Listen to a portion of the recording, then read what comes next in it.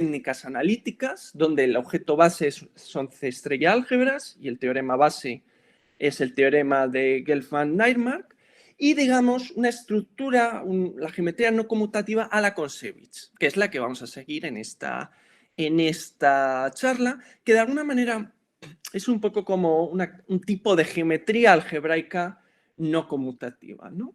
De hecho, incluso el término geometría algebraica no conmutativa tiene diferentes significados, ¿no? Y en este diagrama que he puesto aquí en la parte derecha de la diapositiva, vemos que, bueno, pues el término, digamos, geometría algebraica no conmutativa ha sufrido distintas evoluciones desde los tiempos de Artin, de Emmy Noether, hasta, pasando por grupos cuánticos o hasta, digamos, la actualidad en la que podemos distinguir diferentes direcciones, ¿no? Entonces, dependiendo de los objetos en los que estemos interesados o en las aplicaciones que queramos estudiar, vamos a seguir una dirección u otra, ¿no? Entonces, pero en esta charla me gustaría hacer las cosas lo más sencillas posibles, y entonces la idea heurística es que la geometría algebraica no conmutativa, al menos lo que vamos a entender por geometría algebraica no conmutativa en esta charla, estudia el álgebra asociativa como si fuera el álgebra de funciones de un espacio, un esquema, si prefieren, un espacio no conmutativo hipotético. ¿Okay? Igual que a las álgebras conmutativas con unidad le asociamos un esquema, y esta es la gran idea de Grothendieck en su momento. Ahora vamos a quitar la hipótesis de conmutatividad y entonces vamos a tener un objeto más general, que es lo que vamos a llamar un espacio no conmutativo, que no voy a definir porque es bastante delicado de definir y como muchas veces ocurre en geometría algebraica clásica, nos vamos a centrar en estudiar el álgebra asociativa como si fuera un álgebra de funciones de este espacio misterioso, de este espacio no conmutativo misterioso. ¿Okay? Y entonces también me gustaría también hacer, y esta va a ser ya la última distinción que hago, es que la geometría no conmutativa se puede distinguir, digamos, a la Konsevich, podemos distinguir dos corrientes en ella. La geometría no conmutativa en pequeño, bueno, esta es una distinción de Victor Ginsburg, que a mí particularmente me gusta y me parece muy ilustrativa, y por eso, bueno, pues quiero compartirla. Y es que la geometría no conmutativa en pequeño es una generalización de la geometría algebraica afín por medio de deformaciones no conmutativas, cuantizaciones, si os gusta, si les gusta la terminología física de álgebras conmutativas. Por ejemplo, el álgebra envolvente cuántica de un álgebra de Lie. Cuando Q es igual a 1, recuperamos el álgebra envolvente de un álgebra de Lie, ¿no? Pero, bueno, este álgebra envolvente cuántica de alguna manera es una deformación de este objeto clásico, o bien podemos también estar interesados en la geometría no conmutativa en grande. Esta tendencia, esta teoría, no es una generalización de la teoría conmutativa, de hecho no contiene al mundo conmutativo como caso especial, sino que solo es similar, es paralelo a él. Entonces los conceptos y resultados que uno desarrolla aquí no especializan a sus análogos conmutativos. Por ejemplo, las álgebras libres o, por ejemplo, las álgebras de caminos de Quivers. Van a ser van a ser ejemplos. Y de hecho, en esta charla nos vamos a centrar en esta segunda tendencia, que es que nuestras álgebras van a ser álgebras asociativas, no conmutativas y en general bastante, bueno, que no especializan a teorías conmutativas. Entonces, después de esta transparencia un tanto filosófica, que espero que haya ilustrado un poco algunas de las ideas que vamos a desarrollar o que tenemos en mente, ahora me gustaría desarrollar la teoría y una teoría conmutativa que respondiera a estas dos cuestiones naturales. Primera, ¿qué es un álgebra de Poisson no conmutativa? Y segundo, ¿qué es un álgebra de quasi-Poisson no conmutativa? ¿Vale? Entonces, Déjenme recordar que un corchete de Poisson, en geometría clásica, en geometría diferencial clásica, un corchete de Poisson es una aplicación cabilineal que va de C a C a C, que C es una álgebra conmutativa, tal que satisface las propiedades de los axiomas de antisimetría, la regla de Leibniz, que significa que cuando fijamos en el primer argumento un elemento, es una derivación en el segundo argumento, es decir, satisface esta regla de Leibniz, y tercero, satisface esta identidad de Jacobi.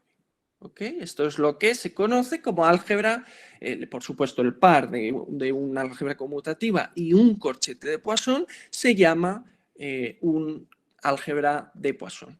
Entonces, ahora nos gustaría desarrollar la teoría de álgebras de Poisson no conmutativas. Para ello, déjenme fijar de ahora para siempre una álgebra, álgebra A, que será una álgebra asociativa sobre un cuerpo K de característica cero, para no hacer las cosas complicadas, y también por simplicidad será finitamente generada. En particular es una álgebra asociativa, pero no conmutativa.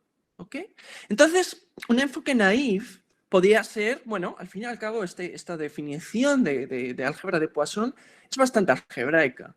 Entonces, bueno, parece que no juega un especial papel que la álgebra sea conmutativa o no. Entonces, la idea es, bueno, podemos definir una álgebra no conmutativa como un par de álgebra asociativa y un corchete, donde A es una K-álgebra asociativa y el corchete es una aplicación K-bilineal, como antes, satisfaciendo, primero, antisimetría, segundo, la regla de Leibniz. Otra vez, significa que cuando fijemos un elemento en el primer argumento, da una derivación en el segundo argumento y la identidad de Jacobi. Pero este enfoque no es muy exitoso porque Farkas y Letzer, en un artículo de 1998, probaron que con esta definición, bajo condiciones algebraicas moderadas, básicamente que A es un anillo primo, lo cual no es bastante natural de pedir, sobre A, todo corchete de Poisson es un múltiplo del conmutador.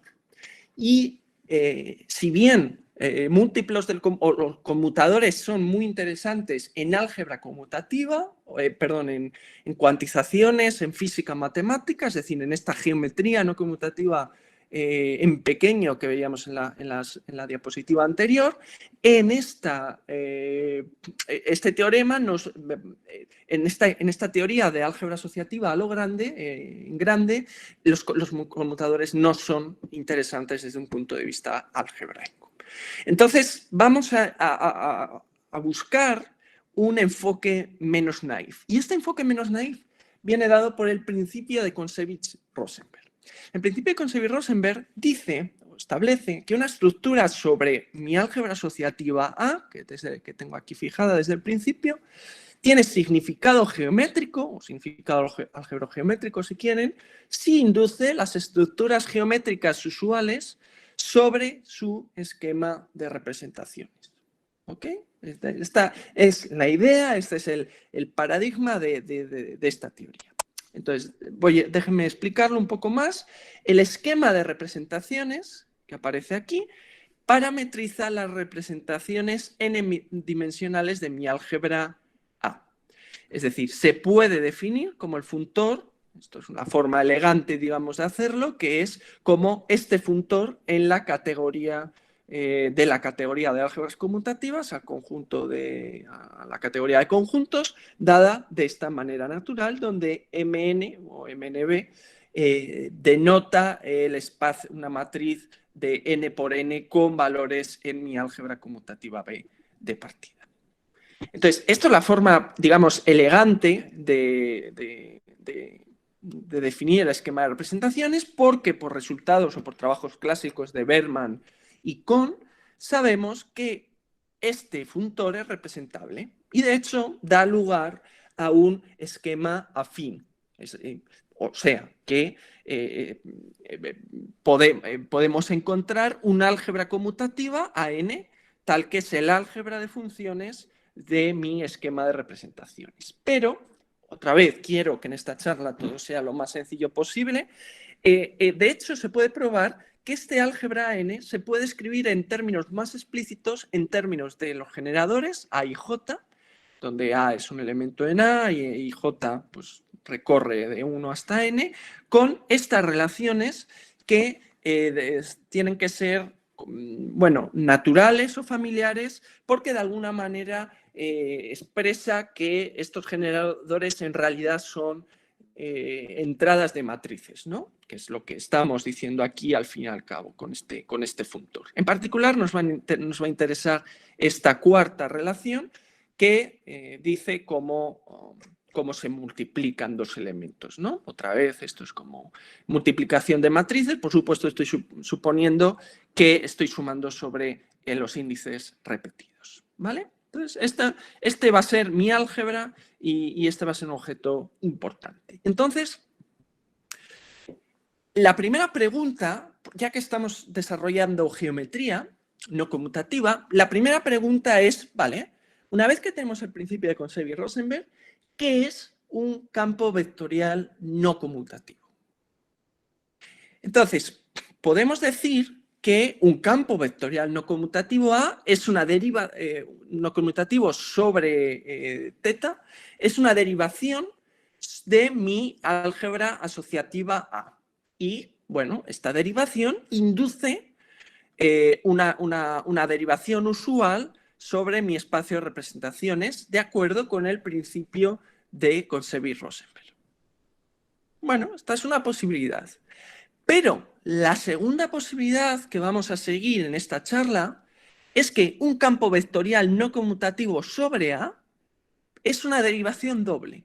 Esto es una aplicación K-lineal, teta mayúscula, que va de A tensor A. Y bueno, voy a utilizar esta notación de Schwidler, tal que la siguiente versión de la regla de Leibniz se satisface. Tengo esto que es una regla de Leibniz usual, pero si uso esta notación de Schwidler, me doy cuenta de, bueno, pues que esto vive en A tensor A. ¿Okay? Y de hecho, bueno, pues estoy suponiendo que A tensor A, bueno, pues está dotado, está equipado con su estructura de bimódulo usual. Entonces multiplico como uno esperaría, ¿no? Por fuera.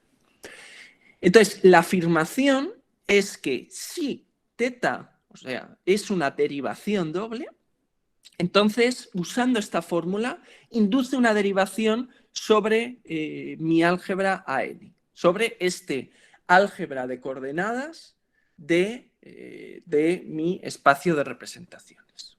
¿Okay? Y esto, bueno, pues es una cuenta que, bueno, no voy a hacer aquí, pero bueno, básicamente es desarrollar esta cuarta, usar dos veces esta cuarta relación que vimos que definía este álgebra conmutativa AN.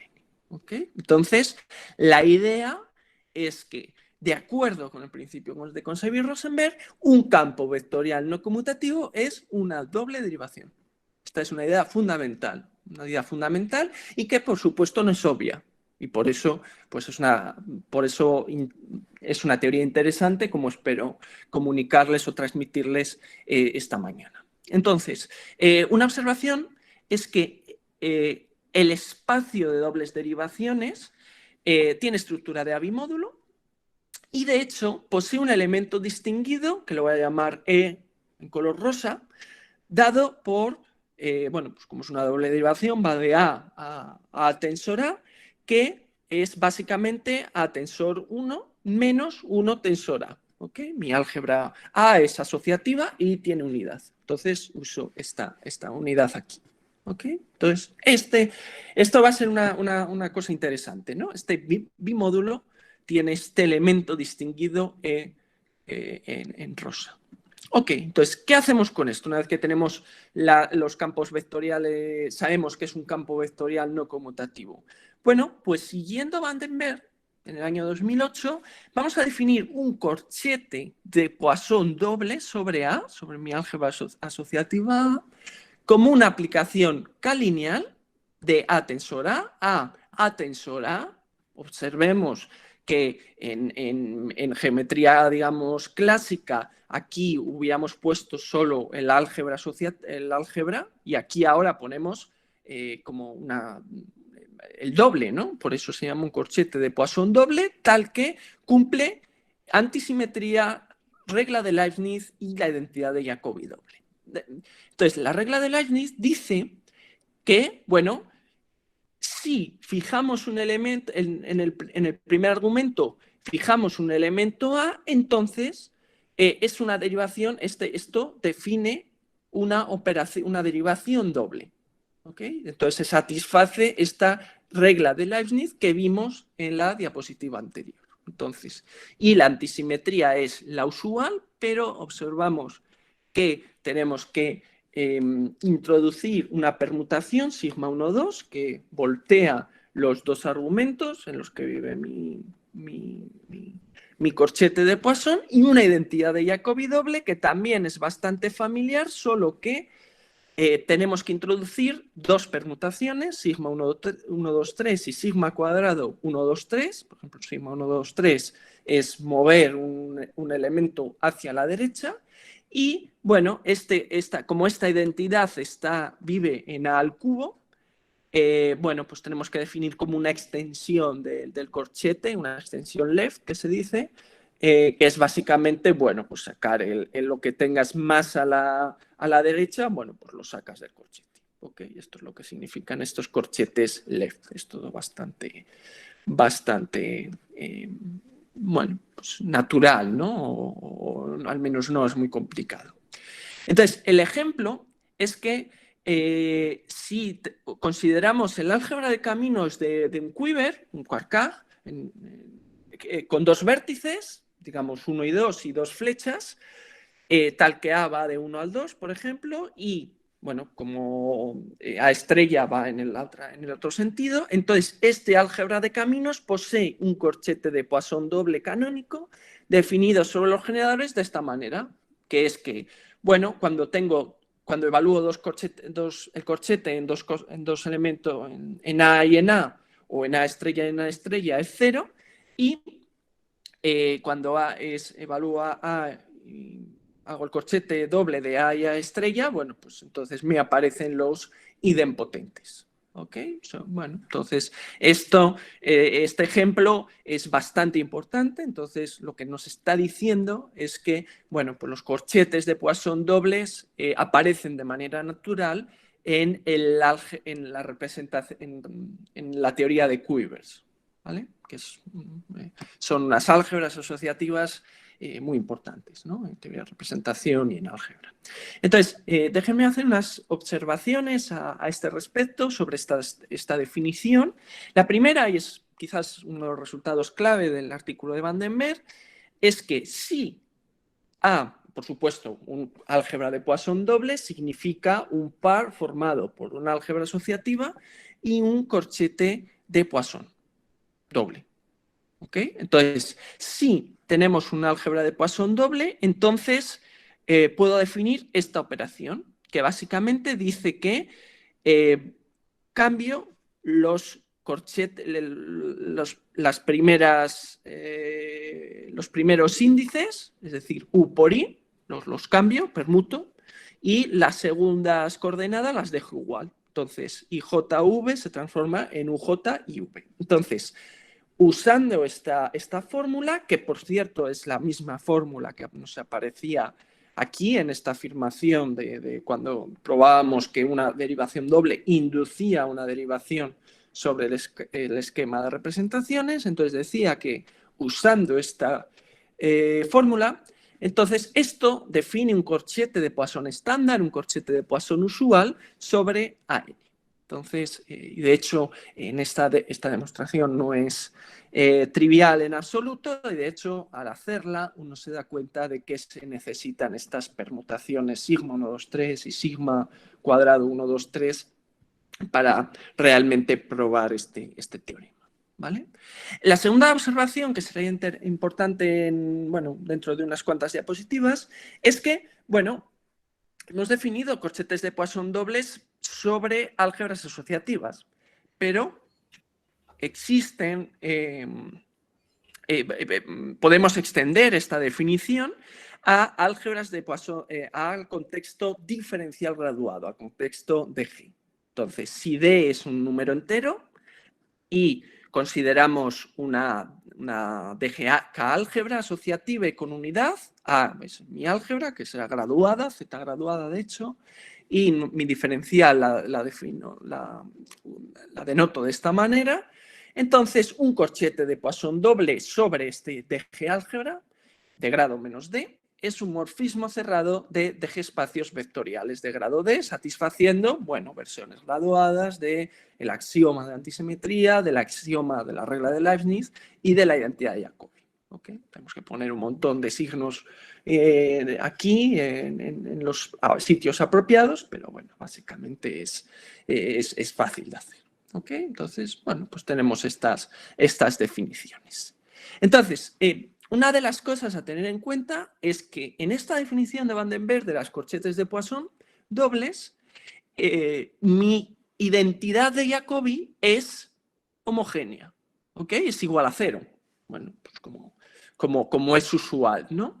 Pero recordemos que cuando queríamos definir corchetes de quasi-Poisson, la identidad de Jacobi no era homogénea. Entonces, vamos a usar esa misma idea aquí para definir una versión no conmutativa de las variedades de quasi-Poisson que vimos en la segunda diapositiva, en el sentido de Alexev, Kosman, Schwarzbach y Meinrecken en el año 2002. Entonces, la idea, o para dar un poco de motivación, es que si recordamos en la segunda diapositiva, las variedades de Alexev y compañía definían las variedades de quasi-Poisson en función como el corchete de Schouten y Enhuis de dos bivectores, del mismo bivector, de hecho, que es igual al 3 tensor de Cartan.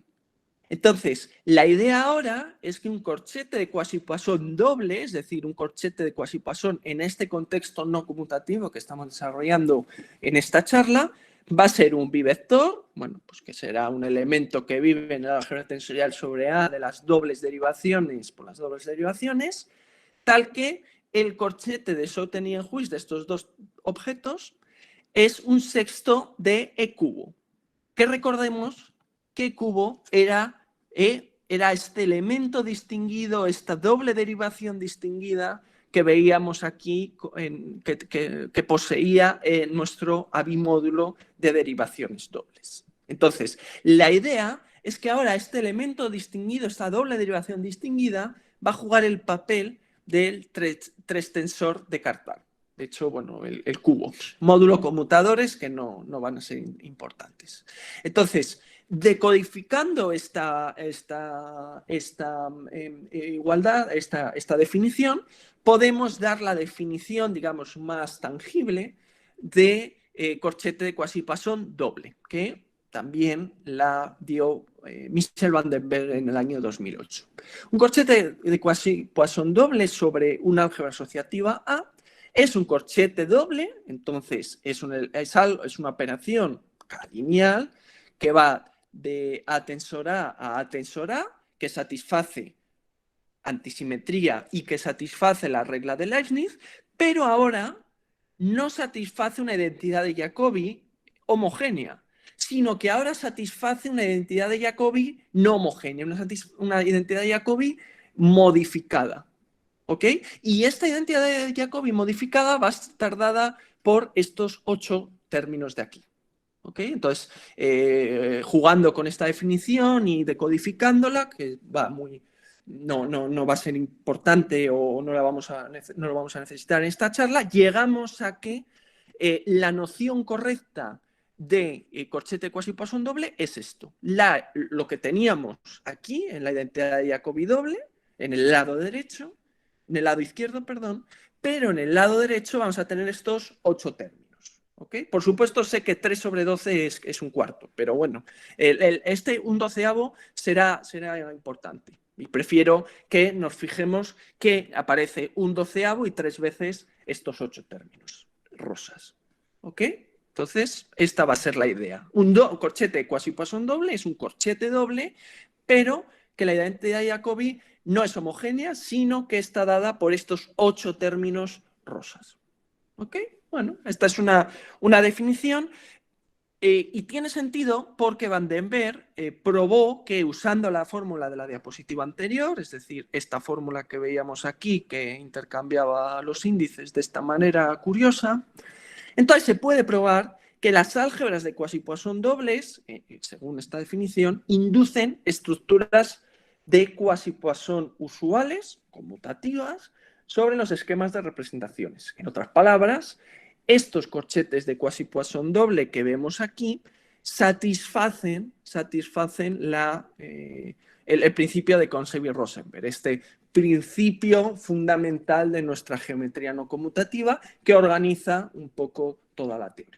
¿Okay? Y entonces el ejemplo de un corchete de Quasi-Poisson doble es otra vez sobre álgebras de caminos de Kuivers. En este caso, otra vez, déjenme que tome un quiver con 2 vértices y 2 flechas, como antes. Entonces, el álgebra de caminos de este quiver, tan simple, posee un corchete de Quasi-Poisson doble definido sobre los generadores de esta manera. Cuando tengo como antes, esto es 0, estos 2 corchetes son ceros, pero observamos que ahora los corchetes, cuando hacemos el corchete de A estrella, bueno, pues nos aparecen ya unos términos cuadráticos. Entonces son estructuras mucho más ricas, mucho más interesantes y mucho más difíciles, ¿no? Pero bueno, son muy interesantes precisamente por lo que veíamos en la primera diapositiva, porque casualmente aparecen digamos, subyacentes en algunos espacios de móduli interesantes. ¿Okay? De hecho, ya que este es un congreso internacional en el que se ponen en diálogo o pretende que se dialoguen el álgebra y los sistemas dinámicos, déjenme que haga esta observación, que es que, bueno, resulta que estos corchetes dobles de Poisson o estos corchetes de Quasi-Poisson dobles, de hecho, tienen mucho que ver con sistemas integrables. ¿Ok? O sistemas integrales. De hecho, déjenme remarcar que las álgebras de Quasi-Poisson dobles se han utilizado en el área de sistemas integrables. Desde este artículo de Wilson en el 98 se sabe que el espacio de fases del sistema de Caloyer-Moser se puede definir como el espacio de módulo y de representaciones asociado a un quiver muy concreto. Vamos, que básicamente un quiver con 2 vértices, una flecha de un vértice al otro y un lazo. En otras palabras, es un ejemplo de una variedad de quivers de Nakajima. ¿Okay? Pero, de hecho, en el año 86 apareció una generalización relativista de los sistemas de Caloyer-Moser, que bueno, son sistemas integrables bastante clásicos, que son los sistemas de Ruiz-Senard-Snyder, que también se pueden definir en términos de espacios de módulo y de representaciones de quivers concretos. En este caso, no son propiamente variedades de Nakajima, variedades de quivers de Nakajima, sino que son versiones multiplicativas de ellas. ¿Ok? Es decir, tienen que ver con las variedades multiplicativas que mencionábamos en la primera diapositiva. Y de hecho, estas álgebras de Quasi-Poisson doble y el principio rector de Cohn-Shewey-Rosenberg se han usado para probar la integrabilidad de Liouville de los sistemas de Ruiz-Senard-Snyder. De hecho, spin trigonométricos, que son una clase importante de estos sistemas. Por ejemplo, Maxime Fayron ha trabajado intensamente en esta cuestión con algunos coautores. Entonces, recomiendo a quien esté interesado en estos temas, recomiendo estos artículos.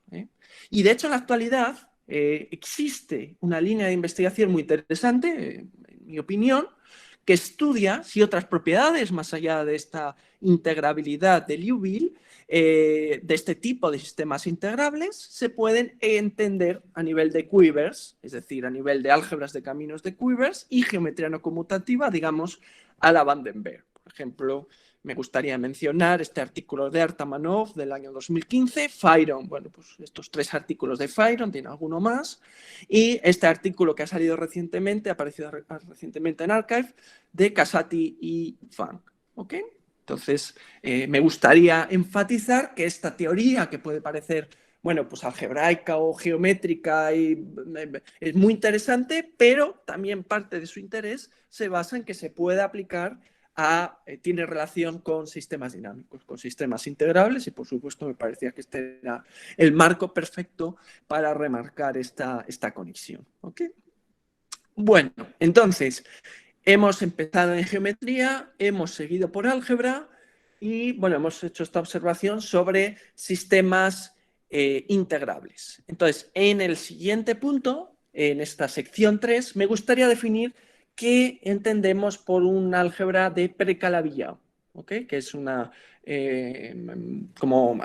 a ser un elemento fundamental, como enfatizábamos en el título. Entonces, déjenme que empiece enfatizando que, bueno, las A-infinito álgebras, tal como las definió Jim Stasseff en 1963, también llamadas Strongly Homotopy Associative Algebras, por algunos autores, son álgebras no asociativas, pero el fallo en la asociatividad está controlado. Es decir, es lo que se dice que son asociativas salvo homotopía. Y, bueno, pues son álgebras que son muy interesantes y muy importantes en matemáticas, como todos ustedes saben. Entonces, Stasseff en el año 63 definió explícitamente, exactamente, precisamente, una infinito álgebra sin unidad sobre un cuerpo de característica K, como un espacio vectorial Z graduado, digamos que lo podemos descomponer de esta manera en trocitos BP, dotado con aplicaciones graduadas, MN, que van del álgebra, de la n hoja, de la hoja enésima del álgebra tensorial de B a B, que tienen grado 2 menos n y satisface esta identidad, que es lo que se llama la identidad de Stasseff, ¿okay? Que es absolutamente el punto clave de las A-infinito álgebras. Y aquí la suma recorre todas las descomposiciones que, bueno, pues con R más S más T, con R y T mayores que 0 y S mayor o igual que 1. ¿Ok? Estas son un montón de ecuaciones cuadráticas complicadas, pero bueno, déjenme en particular decodificar para grados de n bajos o para números n bajos qué significa esto. Bueno, pues es fácil ver que las primeras identidades de Stasseff no es más que significa que m cuadrado, m1 al cuadrado es 0, o sea que mi espacio vectorial graduado con este m1 es un complejo diferencial. Ok, bueno, esto sabemos lo que es, no es tan difícil. La segunda identidad de Stasseff dice que M1 por M2 es igual a M2 que aplica sobre este elemento. Entonces, si lo pensamos un minuto, esto significa que M1 es una derivación graduada. Entonces, bueno, evaluemos M2 en 2 elementos, AB, entonces es fácil ver que ocurre esto. ¿Ok? Y finalmente, la tercera identidad de Stasseff da esto, da esta aplicación. Otra vez hay que descomponer, hay que recorrer todas las descomposiciones, tal que N3 se puede descomponer en la suma de R, S y T. Y aquí es donde vemos que, bueno, pues en el lado izquierdo aparece la asociatividad y vemos que, bueno, si el lado derecho fuera 0, esto significaría que la álgebra es asociativa. Pero en general, nuestras A-infinito álgebras, M1 y M3 no serán 0. Por lo tanto, esto significa que la regla de asociatividad se cumple salvo estos términos. Esto es la razón por la que se llama que son asociativas salvo homotopía.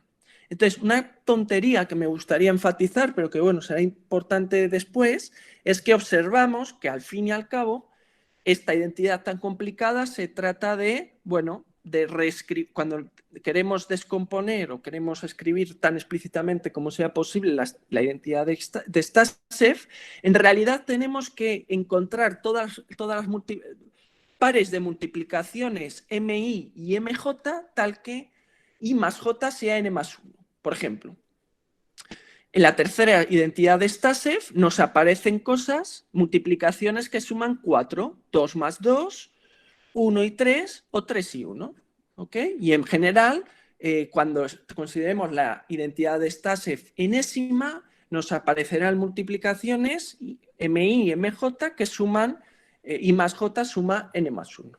¿Ok? Es un poco una observación trivial, pero será interesante en esta charla. Entonces, una vez que sabemos que es una infinito álgebra, Kontsevich en el año 93 definió o se interesó por una clase especialmente interesante de infinito álgebras que son las a infinito álgebras cíclicas o decíclicas, donde D es un número entero cualquiera dado.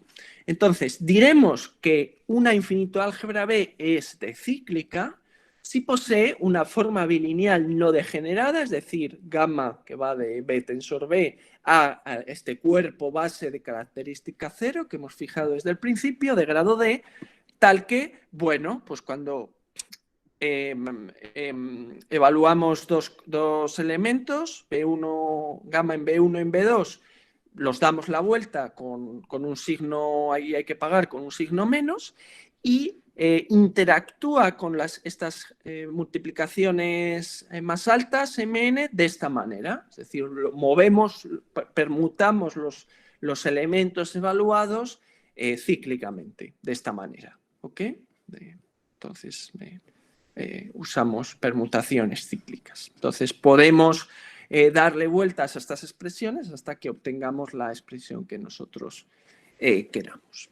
Entonces, la motivación de las álgebras de Precalavi-Yau, tal que como Kontsevich y Vlasopoulos las introdujeron, fue que las álgebras de Calabi-Yau compactas resultaban demasiado restrictivas o resultan demasiado restrictivas para aplicaciones relacionadas con espacios de caminos, con categorías de Fukaya, variedades de Calabi-Yau abiertas o variedades Fano. Entonces, para digamos, capturar el álgebra en estos contextos tan interesantes, Kontsevich y Vlasopoulos introdujeron las álgebras de Precalavi-Yau, que ahora me dispongo a definir. Entonces, a partir de ahora, si D es un número natural, A partir de ahora es una K-álgebra asociativa graduada y voy a considerar su dual con respecto al cuerpo base. ¿Okay? Entonces, para evitar problemas, déjenme suponer que este álgebra graduada es localmente finito-dimensional, ¿vale? Para poder tomar este dual de manera no problemática. T será el morfismo suspensión, bueno, y esto va a ser un objeto fundamental en esta charla, que es parcial de A con respecto a D, es la suma directa de A y A estrella D, el dual desplazado. Entonces, algunos hechos fáciles son los siguientes.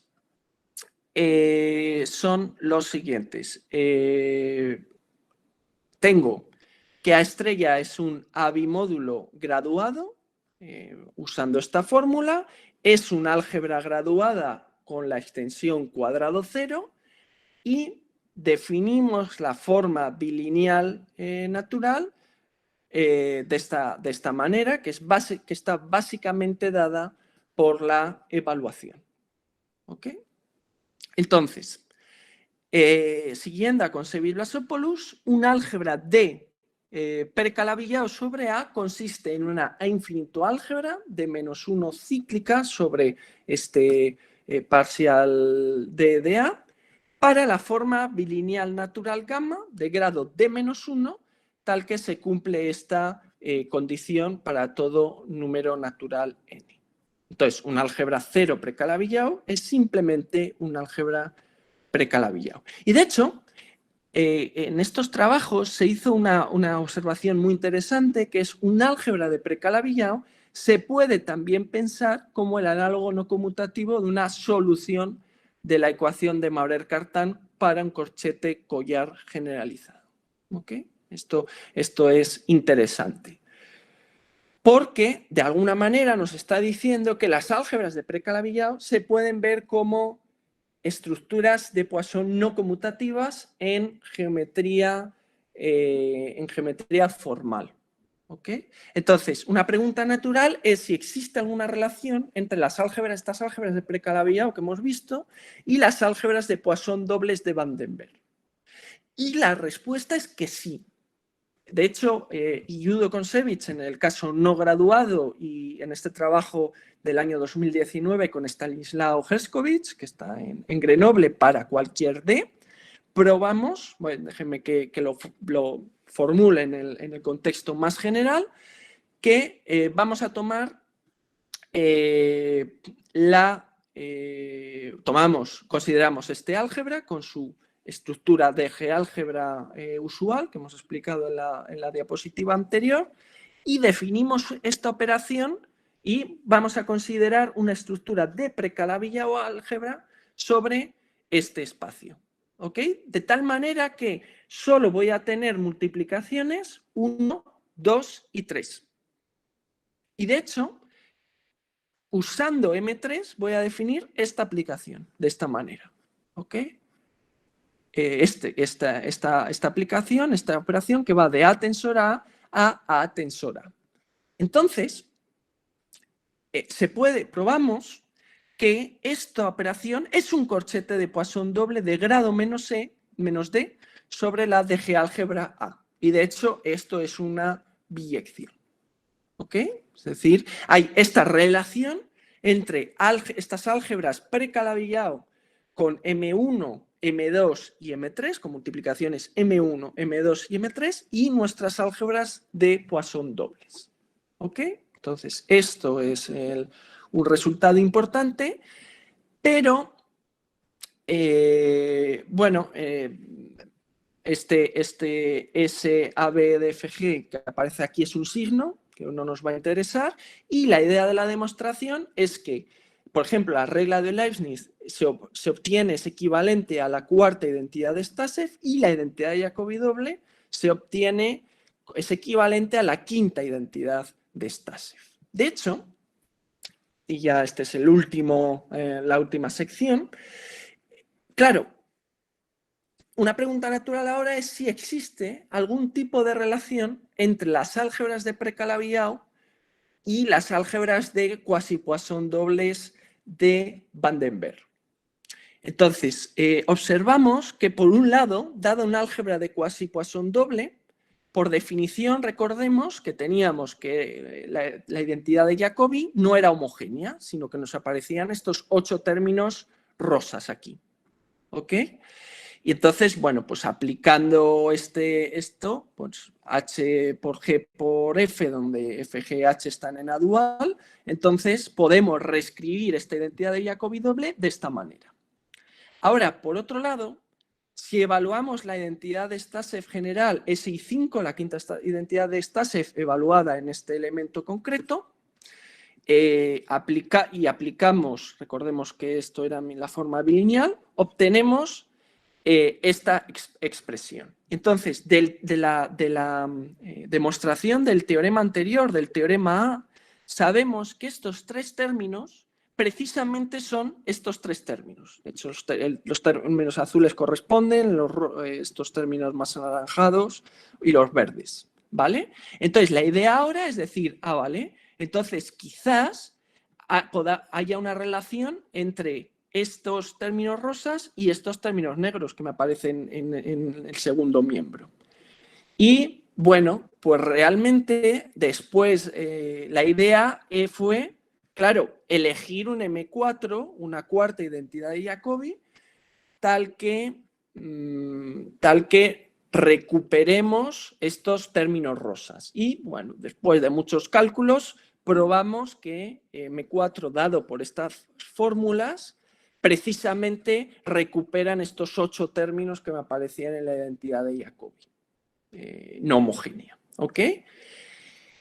El problema es que, claro, yo hasta ahora he probado, esto es esto de aquí, he probado que la quinta identidad de Stashev se cumple para estas selecciones de M2, M3, M2 y M3 como en el teorema A, este teorema A anterior, y el M4 que he escogido aquí con mucho cuidado, ¿vale? Entonces, sé que la segunda identidad de Stashev se cumple, la tercera, la cuarta y la quinta. El problema es que la identidad S6-7 no se cumple. Y la identidad séptima de Stashev no es trivial en absoluto porque aparece cuando términos M4 con M4. ¿Vale? Entonces, la idea fue, bueno, pues añadamos un M6 apropiado, a ver qué ocurre. Y encontramos un M6 tal que la séptima identidad de Stashev se cumplía para estas selecciones de M2, M3, M4 y M6. Pero, otra vez el problema es que ese I11 no se cumplía. Y nos aparecen cosas como M6 con M6. Por lo tanto, bueno, pues añadamos un M8. Etcétera. Entonces, pueden imaginarse cómo continúa esto, ¿no? Entonces, de alguna manera la idea era, bueno, nosotros intentábamos captar estos 8 términos rosas de la identidad no homogénea de Jacobi que simbolizaría este libro, que es El castillo de Kafka, y íbamos añadiendo capas de ladrillos, íbamos añadiendo cada vez más multiplicaciones superiores, pero siempre obteníamos este pico aquí arriba del todo, ¿no? Que hacía que las cosas no cuadraran, ¿no? Por muchas más capas de ladrillos que añadiéramos, ¿no? Entonces, ¿la idea cuál es? Bueno, pues claro, tenemos que considerar una pared infinita de ladrillos. Es decir, tenemos que considerar álgebras de Precala-Villao con infinitas multiplicaciones. Y este ya es mi última diapositiva. Este es el teorema que probamos Stanislao Herskovits y yo en el año 2020, que dice que si A es un álgebra de quasi-Poisson doble no graduada, es decir, A es una álgebra asociativa. Entonces, consideramos este parcial menos 1 de A dotada con la multiplicación usual dada por M2 y la forma bilineal natural, este gamma, así como de la aplicación M3 que definimos de esta manera, ¿no? Que es como veíamos en el teorema A. Entonces, para Mn, definimos Mn donde n es un número par. 2, 4, 6, pero observamos que tenemos una familia infinita de multiplicaciones Mn definidas de esta manera de aquí. ¿Ok? Bueno, pues de esta manera en el que, bueno, pues al final nosotros encontramos reglas mnemotécnicas para acordarnos de estas fórmulas, sí, pero bueno, digamos que la idea es que tenemos 2 elementos en A y B, y las evaluamos con los elementos más próximos que tengamos, ¿okay? Con sus vecinos. A es evaluado por sus vecinos más próximos y B por sus vecinos de alguna manera, bueno, curiosa que es esta. Y Mn en el resto de casos, es decir, cuando n es impar distinto de 3. Entonces, probamos que esta familia infinita de multiplicaciones es una infinito álgebra, bueno, estrictamente unitaria, y por tanto obtenemos una estructura de álgebra de Precala-Villao sobre A, con estos Mn que hemos introducido aquí. ¿Vale? Entonces, La última cosa que me gustaría decir es la siguiente. Claro, vale, nosotros tenemos estos MN definidos de esta manera, donde, bueno, pues aparecen un montón de productorios aquí, de cosas evaluadas en uno, en la unidad, etc. Y tenemos estos C y J aquí en rojo. ¿Qué son estos C y J? Bueno, pues si E y J son números naturales, tal que I más J es un número impar, definimos C y J son unas constantes que definimos de esta manera. ¿Cómo? Bueno, pues unos números binomiales, unos denominadores donde aparecen factoriales y los números de Bernoulli. De hecho, BL es el Lésimo número de Bernoulli. Por ejemplo, nos sale que C12 es un doceavo, que precisamente por eso era la razón que quería mantener el un doceavo en mis fórmulas de la identidad de Jacobi doble modificada, porque precisamente este un doceavo está relacionado con los números de Bernoulli. Fue lo que nos dio la pista de que esto estaba relacionado con números de Bernoulli. Y luego, bueno, pues C un sexto es esto, 2 sobre 35, y como vemos, cuando ya esto se puede complicar muchísimo, de hecho son unas constantes muy complicadas, y de hecho una de las aplicaciones de este teorema B, o una de las cosas interesantes que encontramos, es que precisamente al estudiar las identidades de Stashev que tienen que cumplir estos MN, encontramos unas nuevas identidades de Bernoulli, sobre los números de Bernoulli, que creemos que no son conocidas, no eran conocidas. O sea que, bueno, pues esto fue interesante. Entonces, bueno, esta es la prueba y muchas gracias por su atención. Muy bien, David. Muchas gracias por tan interesante ponencia. Entonces, no sé si alguno de los participantes tiene alguna consulta. Sí, en los comentarios hay una pregunta. Sí, David, la consulta es si se conocen aplicaciones de ese tipo de álgebras a la física. Las infinitoálgebras, por ejemplo. Entonces, sí, de hecho, las infinitoálgebras son fundamentales en la moderna física matemática. De hecho, más que bueno, déjenme, las infinitoálgebras son muy interesantes, pero lo que realmente aparece en la física matemática son las a infinito categorías. Entonces, por ejemplo, la simetría espejo homológica, tal y como la formuló Maxim Kontsevich en el año 94, establece que, bueno, pues dados dos variedades de Calabi-Yau, existe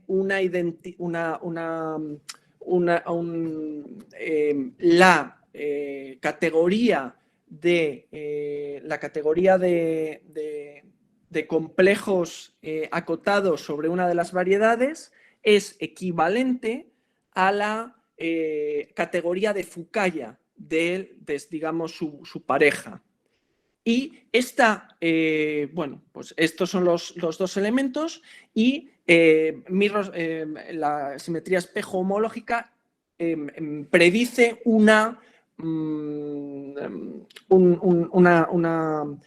relación, una igualdad de categorías. Y esa igualdad es de categorías, pero como a infinito categorías. Es decir, en realidad, la simetría espejo de Kontsevich, homológica de Kontsevich, en realidad es un isomorfismo o una equivalencia de a infinito categorías. Entonces, eso es lo que realmente es muy interesante en física, por eso, porque realmente en física están muy interesados en las categorías de Fukaya, y las categorías de Fukaya son de manera natural, tienen estructura de a infinito categoría. O, bueno, en algunos casos incluso de infinito álgebra, cuando se toma el álgebra de endomorfismos, pero eso sería en estas categorías de branas, en teoría de cuerdas, aparecen estas infinito estructuras de una manera muy natural y de una manera muy interesante. Gracias, David. No sé si tenemos alguna otra consulta de los asistentes. Pueden utilizar el micro o a través del chat.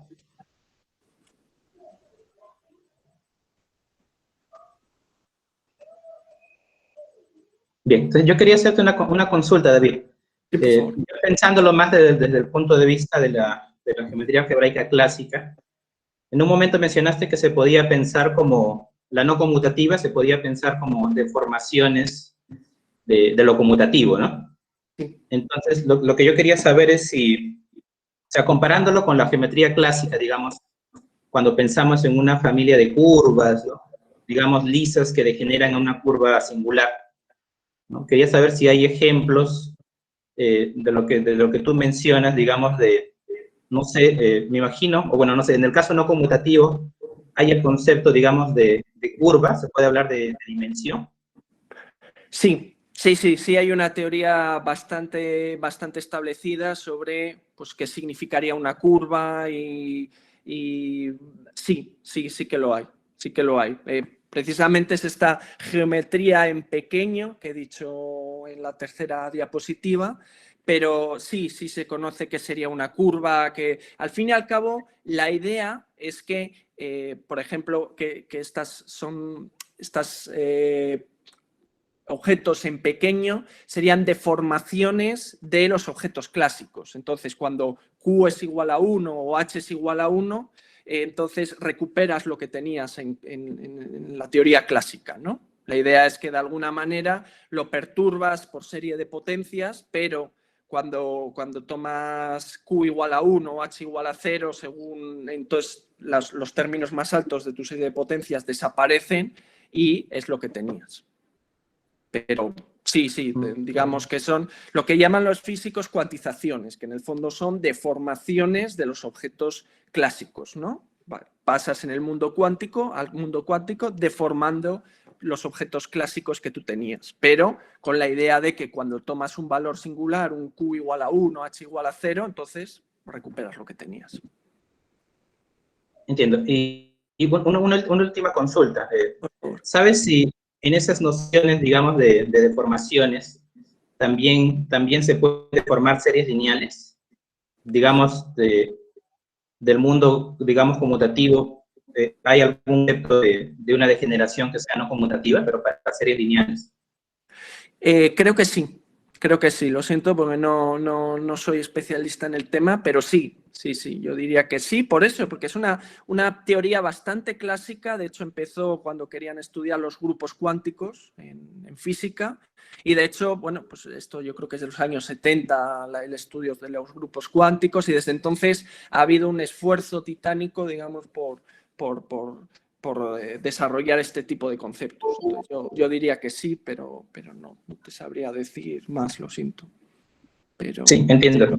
Pero sí, gracias. que es una teoría bastante fuerte, bastante potente y bien establecida. Entonces sí que hay los conceptos clásicos de geometría conmutativa, geometría algebraica más clásica, más conmutativa, sí que de alguna manera están retenidos ahí de alguna manera, ¿no? Entiendo. Bien, entonces, como parte del agradecimiento a la participación, vamos a mostrar el certificado, ¿sí? Que se le otorga a David Fernández, ¿no? Por su participación como ponente en el Congreso. Muchas gracias. Entonces, David, este certificado se te va a hacer entrega oportunamente. Bueno, muchas gracias, muy agradecido. Muchas gracias, David.